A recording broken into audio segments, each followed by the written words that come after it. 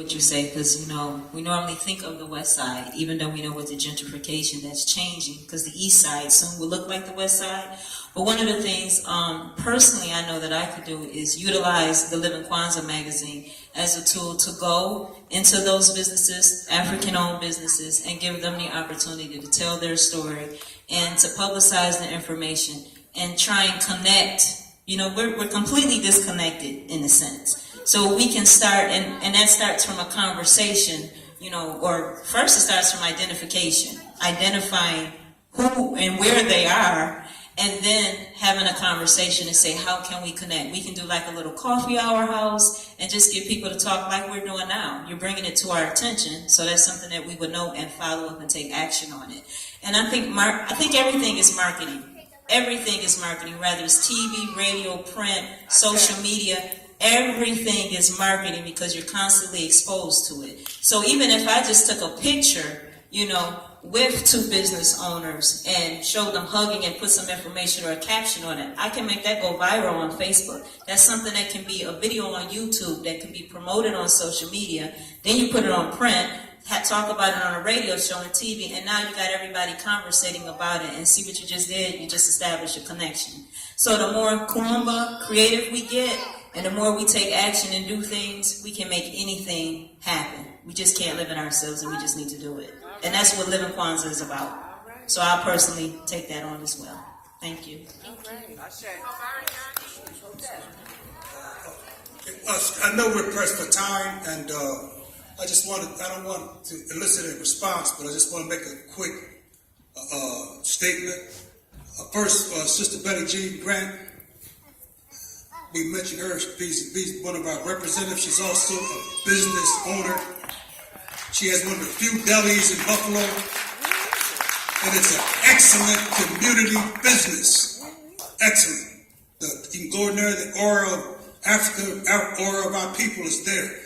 Next thing I want to say, somebody mentioned the name of the building to name Brother Ross, Sister Beverly Gray. All those are appropriate, but I'm also saying that Brother Burdine had the small deli next that has where the ink spot is right now. Brother Burdine kept that business for 35, 40 years. He wouldn't let nobody buy him out. Sometimes he made $8 a weekend to stay there. It cost him money, but he stayed there as a duty to the black community. So we got to do something to put his name on something. We got to keep his name out there. Brother Burdine was he's an ancestor right now, so we got to break his name out to one of our business names, something on Jefferson or whatever it is. We got to. Last thing I want to mention is that Gigi's Restaurant. It's one of our iconic places. It's been there. We got political. We got power. Gigi's has been there for 50, 60 years. We have a little fire. It has no foundation. So all I'm saying is that we got to keep Gigi's open some kind of way. We got to go to our business, our community, or our political to get some of this money they spend downtown to invest with a small business that hire 10, 15 black women, been working there 15, 20 years. Have one little fire, everything stops. So we've got to find a way to keep Gigi's open, keep it on our agenda. And that's all I want to say. Last thing I want to say is, Sister put the dollar there. I'd rather for us, anybody who can keep that. If we have $5, $2, make it into something we can do something with those $2 or $3 we have up there. We're doing something. We're putting we're putting flesh on our words, and that's in a small way. Thank you very much.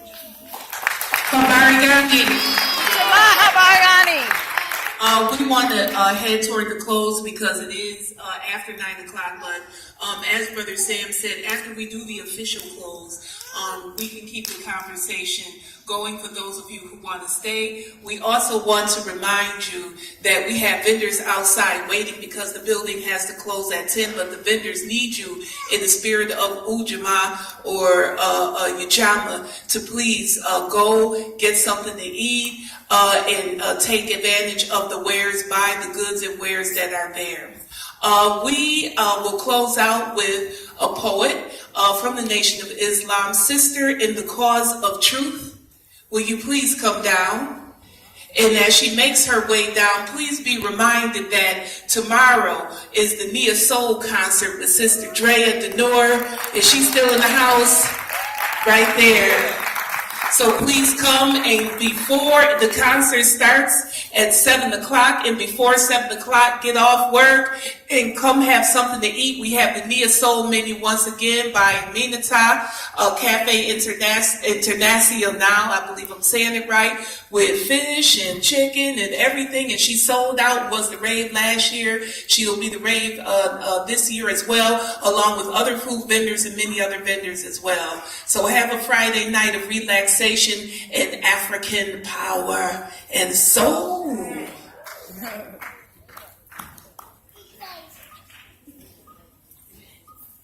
Assalamu alaikum. I really don't have a poem. I just want to speak from the heart. I call myself the sister in the cause of truth. I have a passion and a mission for our young people.